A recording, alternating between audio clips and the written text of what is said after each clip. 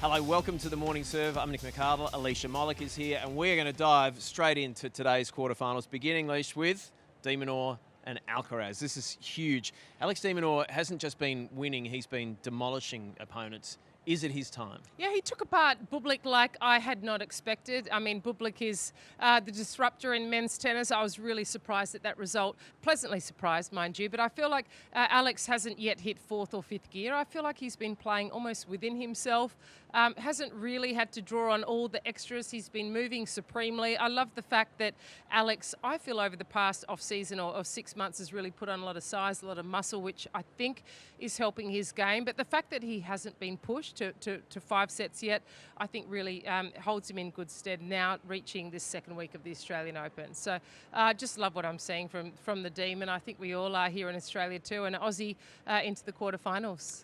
He appears to be more aggressive on the court, and he's always been sort of, quiet and quietly spoken off court, but there was even a bit of attitude in his post-match interview after that win over Bublik. Are we seeing a new version of Alex de Minaur? Yeah, I think he's growing. I mean, 6th in the world, he's growing with confidence. I feel like he's so much more known, not just in Australia, but around the globe. I feel like playing, going through just a couple of months ago, playing for Australia in Davis Cup. He struggled there, but however, went on to represent Australia once again in the United Cup. Another opportunity to show his true colours, and then arriving here at the Australian Open. I feel like he's had a great build-up to this point. At times, I feel like, is he a little bit too reserved on the court? But I feel like he's now knows that he needs to conserve energy for the later rounds, for matching up against the big guns like the Alcarazes, like the Sinners of the world. He's got to pull into all the reserves that he's got. But he's much more mature. I feel like he knows the kind of guy he is, the type of person he is. Katie's obviously an important part of his team. But I just feel like he knows exactly what makes him tick on and off the court. This matchup with Carlos Alcaraz, the head-to-head is 5-zip in favour of Carlos. Does that sit somewhere in the back of the mind of Alex de Minaur? And how do you overcome something like that? I think the 5-love record sits at the front of the mind, not at the back of the mind. So, that's almost a sport in itself. How does Alex sort of, dissolve that from his memory And they're back? recent as well. Like, there were 3 last year.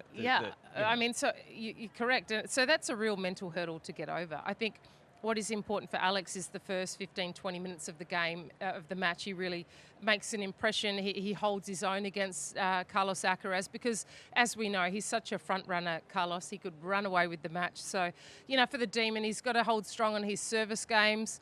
He has to move quick. He can't give up too much court. I think that's when he gets into a lot of trouble. But and you almost hope that, perhaps maybe Carlos is 1 or 2 or 3% below his best. You almost have to hope for that, don't you, in the position that Alex is in. But he's put up great fights in the past, hasn't got over the line. But, I mean, if there's a time that he could, put a dent in Carlos, it's here at this Australian Open. Highest ranking, playing his best, most relaxed, about to get married. I mean, all the chips are lined up, aren't they? Yeah, and the fact that neither of them have ever been past the quarterfinals here, I mean, that's something perhaps that he takes into this match, that he's equal on terms with Carlos, but also the fact that it's early in the season. For that reason also, is it a good time to be coming up in this boom quarterfinal against Carlos Alcaraz? Yeah, I think that's a really great point that you make. I think that added along with the fact that, we haven't spoken much about the fact that Alcaraz doesn't have his former coach with him, the coach that has helped him win.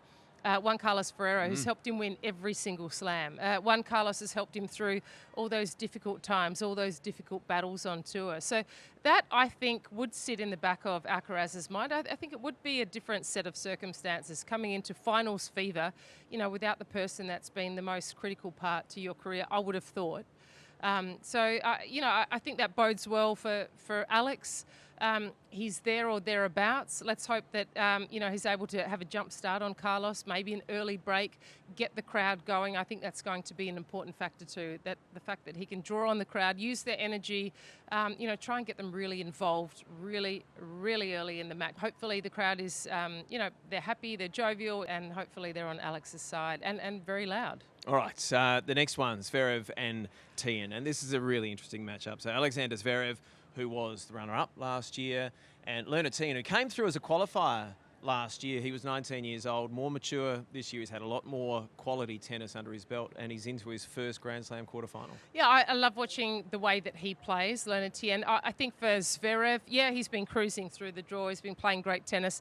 I think he has to be pretty mindful of how far back in the court he returns today. Obviously, playing a lefty, we know Zverev loves to hang back.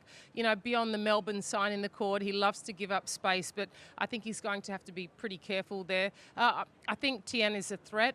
I'm probably going with the underdog in this match. I feel like he's got the form to do it. You know, Zverev has been excellent. He's been there or thereabouts, but, you know, he's also looked vulnerable at times as well. He's got a great defensive game, Leonard Tien. Like, he tends to, when he's under pressure, he finds a way to hang into the point. Yeah, there's no doubt about it. And I think, you know, if we talk about Zverev, you know, he likes to build and construct a lot of points. He likes to get rhythm on the back of the court before he then, you know, packs a punch or starts to play aggressively. I think in this match, he's a massive server. Why not throw in the odd serve and volley? Why not get to the net and move forward, you know, a little bit more? I feel like he can take a lot more balls out of the air. I'd like to see him play that way to try and condense and shorten the points. I think that would work in his favour, but that's definitely one that I'm going to watch. Okay, so the underdog, you say? Yeah, so I am. I am. I'm going for him. His form's been great. I mean, the fact he demolished Medvedev, it was complete, you know, he wiped him off the court. So that has to be a great sign in itself. Medvedev, we can argue, plays a similar style as well to Zverev. I think maybe a little flatter, but in terms of his court positioning, it's really the same. So for Tien, he's coming up against a really, really similar opponent. All right, so Leonard Tien, one of the next big things on the men's tour, one of the next big things on the women's tour is the teenager Iva Jovic, and she plays Arina Sabalenka, and Iva said, hey, she just wants the opportunity because if she wants to be the best, she knows she has to beat the best. Yeah, I had the pleasure of calling one of her matches just a couple of rounds ago. She's impressive. Just 18. I mean, her movement is, I think, second to none on tour. Her perseverance on court, her maturity. You know, she's incredibly level-headed, under pressure or not. When she's running, you know, a front runner or whether it's, you know, break point down, she's incredibly level and thinks her way through the matches. Her tennis IQ is you know, phenomenal for that age as well. So she plays far, far beyond her years, like a Mira Andreeva, like a Vicky Mboko. So aren't we pretty lucky to have all of these, you know, the younger generation, not just knocking on the door, but, you know, contesting these events too. It's going to be a difficult match. I think Yelena has said that if Eva can stay fit, she'll be top 10 by the end of the year. Are you on board with that? How far can she go in 2026? I think when you're a teenager, there's no reason why not to stay fit. I mean, you're at the start of your career. You don't necessarily have the problems with niggles or, you know, backing up after long matches. Your recovery is exceptionally quick. Yeah, I have no doubt she will get there. I think it's a pretty sure thing because her level is just so high. Even the, you know, conservative points she plays, she's still kind of trying to play aggressive. She's got a great serve. Technically, you can't really break her down. So no faults and no holes. As a teenager, it's a pretty good sign in women's tennis. And it's the biggest test in women's tennis coming up for her against Arina Sabalenka. Who wins this and an idea of a scoreline? I think we could see a third set. I think for Arina, it's most important that she shuts her down in the first set. Big serving. If I was Arina, I would be perhaps sacrificing some of my first serve pace to go with a few kickers and sliders. Arina has that great ability to surprise her opponent on their return of serve. Jovic, she likes to feed off pace, so I hope Arina's, for her sake, done her homework and is happy to throw in a lot of variation. I'm really loving the defensive game from Sabalenka too, you know, throws in a lot of slice balls, mixes it up, but she'll be surprised, I think, by the intensity that Eva brings to the court. I loved watching it. I can't wait to watch it again. And I wouldn't be surprised if this one goes the distance too. Yeah, you get the feeling we'll see a lot of Iva Jovic in big matches throughout this year. And the last one, well, we've got you, Coco Gauff and Alina Svitolina. And Alina Svitolina is not a player that has been making headlines. She's moved her way through the tournament, and then she goes and dispatches Mira Andreeva pretty easily. An informed Mira Andreeva. How good is Alina Svitolina right now? Yeah, she's as good as I think she's ever been. She's not I love the way that she constructs her points, but she's a fighter through and through. She always was, always will be, always has been. When it mattered, you know, Svitolina was able to dig deep. And she's deceiving too. She can, you know, almost suck you into a long rally, but then be incredibly aggressive. She's got good hands when she moves forward.